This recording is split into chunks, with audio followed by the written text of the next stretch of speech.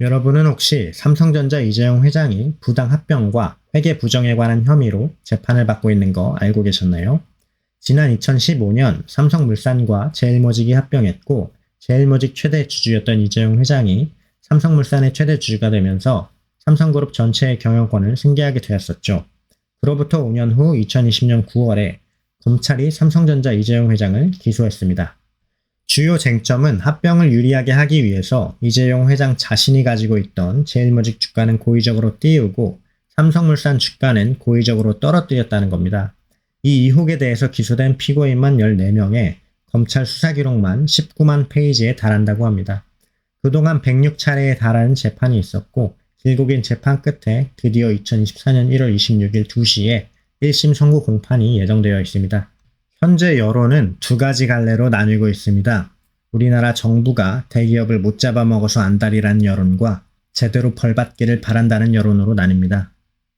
저는 그런 감정적이고 충동적인 비난이나 옹호보다 실제로 무슨 일이 있었고 왜 기소가 되었는지 어떤 부분에서 변론의 여지가 있는 건지 여러 가지 각도로 살펴보겠습니다. 이번 혐의의 가장 큰 이슈 중에 하나는 삼성바이오로직스 분식회계 의혹입니다. 내용을 들어보시면서 이게 정말 큰 범죄로 보이는지 아니면 사소한 실수, 그것도 아니면 억지로 트집 잡는 것으로 보이는지 한번 생각해 보시면 재밌을 것 같습니다.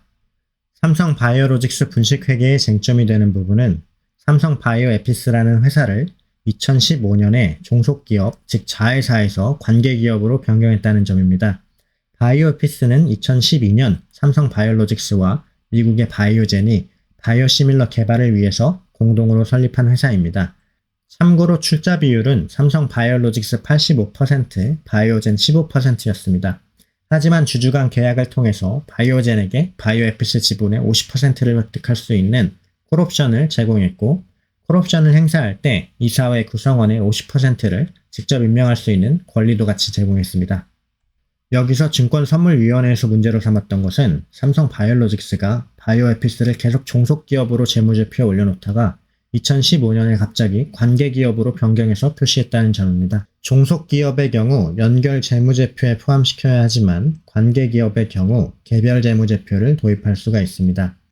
이때 종속기업으로서의 바이오에피스는 연결 재무제표에 취득가액 기준으로 표시해두는 반면 관계회사로서의 바이오에피스는 장부가치가 아니라 공정가치, 즉 시장가격 기준으로 평가하게 됩니다.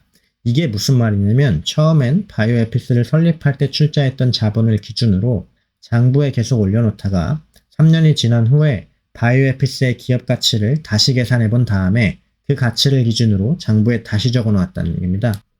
여기에 더해서 심지어 순자산 몇천억 원에 수익도 못 내는 회사의 주식가치를 무려 4조 8천억 원으로 평가해 놓은 거죠.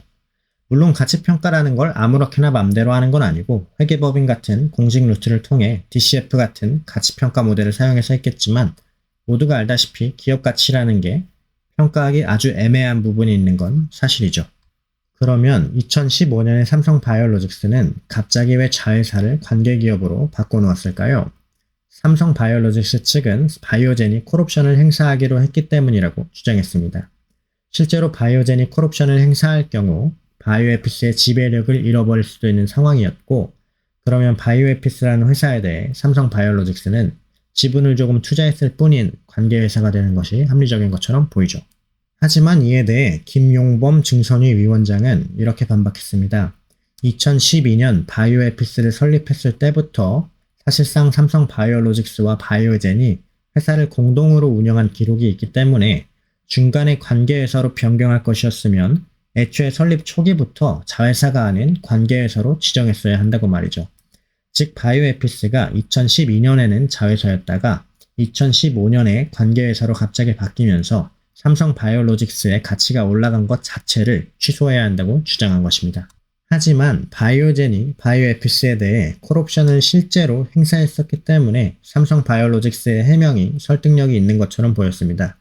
그런데 거기서 또 타이밍이 너무나 절묘했기 때문에 그것에 대해서도 뭔가 얘기가 오간 거 아니냐는 의혹을 제시한 사람들도 있었습니다. 그러다가 콜옵션이 행사 안 될 경우 삼성바이오로직스가 자본 잠식의 위험이 있어서 조치해야 한다는 내용의 내부 문헌이 발견되면서 새로운 국면을 맞기도 했었죠.